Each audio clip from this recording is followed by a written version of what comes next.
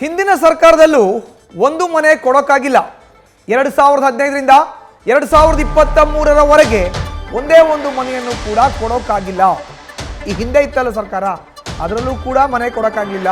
2015ರಿಂದ 2023 ತನಕ 8 ವರ್ಷಗಳ ಕಾಲ ರಾಜ್ಯದಲ್ಲಿ ಆಳ್ವಿಕೆ ಮಾಡಿದಂಥ ಸರ್ಕಾರಕ್ಕೂ ಕೂಡ ಒಂದೇ ಒಂದು ಮನೆ ಕೊಡೋಕ್ಕಾಗಿಲ್ಲ. ಸ್ಲಮ್ ಬೋರ್ಡ್ ಸೇರಿದಂತೆ ಎಲ್ಲೂ ಕೂಡ ಮನೆಯನ್ನ ಕೊಡೋಕೆ ಆಗಿಲ್ಲ. ಅಶ್ವಥ್ ನಾರಾಯಣ್ ಹೇಳಿದ ಮಾತನ್ನ ಸ್ವೀಕರಿಸ್ತೇನೆ,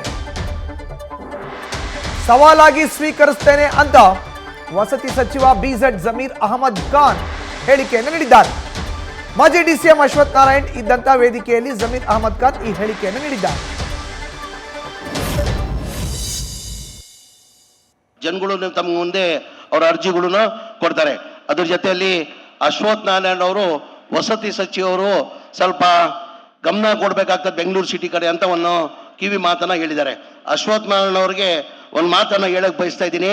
ತಾವು ಹೇಳಿದ ಮಾತಿಗೆ ಸವಾಲನ್ನ ನಾನು ಸ್ವೀಕಾರ ಮಾಡಿ, ನಮ್ಮ ಸರ್ಕಾರ ಬಂದಾದ್ಮೇಲೆ 2015ದಿಂದ ಹಿಡ್ಕೊಂಡು 2023ವರೆಗೂ ಒಂದು ಮನೆ ಕೊಡೋಕೆ ಸಾಧ್ಯ ಆಗಿಲ್ಲ. ಸ್ಲಮ್ ಬೋರ್ಡಲ್ಲಿ 1,80,253 ಮನೆಗಳು ಸ್ಲಮ್ ಬೋರ್ಡ್ದು. ಆಮೇಲೆ ರಾಜೀವ್ ಗಾಂಧಿಯಲ್ಲಿ AHP ಸ್ಕೀಮ್ ಅಂತ ಇದೆ, ಅದ್ರಲ್ಲಿ 53,680 ಮನೆಗಳು. ಅಂದರೆ ಒಟ್ಟಾಗಿ 2,38,000 ಮನೆಯಲ್ಲಿ ಒಂದು ಮನೆ ಕೊಡೋಕ್ಕೆ ಸಾಧ್ಯ ಆಗಲಿಲ್ಲ. 2013ರಿಂದ ಹಿಡ್ಕೊಂಡು 2024ವರೆಗೂ ನಮ್ಮ ಸರ್ಕಾರ ಬಂದಾದ್ಮೇಲೆ, ಕಾಂಗ್ರೆಸ್ ಸರ್ಕಾರ ಬಂದಾದ್ಮೇಲೆ ನಮ್ಮ ನಾಯಕರಾದಂಥ DK ಶಿವಕುಮಾರ್ ಅವರು, ನಮ್ಮ ನಾಯಕರಾದ ಮುಖ್ಯಮಂತ್ರಿಗಳಾದಂಥ ಸಿದ್ದರಾಮಯ್ಯ ಅವರು ನನ್ನ ವಸತಿ ಮಂತ್ರಿ ಮಾಡಿದ್ಮೇಲೆ ನಾನೆಲ್ಲ ಮಾಹಿತಿ ತಗೊಂಡು 16 ಮೀಟಿಂಗ್ ಮಾಡಿದಾದ್ಮೇಲೆ ಮುಖ್ಯಮಂತ್ರಿಗಳ ಗಮನಕ್ಕೆ ತಂದು ನಾನು ಟೋಟಲ್ ಒಂದು ಮನೆ ಕಟ್ಟಬೇಕಾದ್ರೆ 7.5 ಲಕ್ಷ ರೂಪಾಯಿ ಆಗ್ತದೆ. 7.5 ಲಕ್ಷ.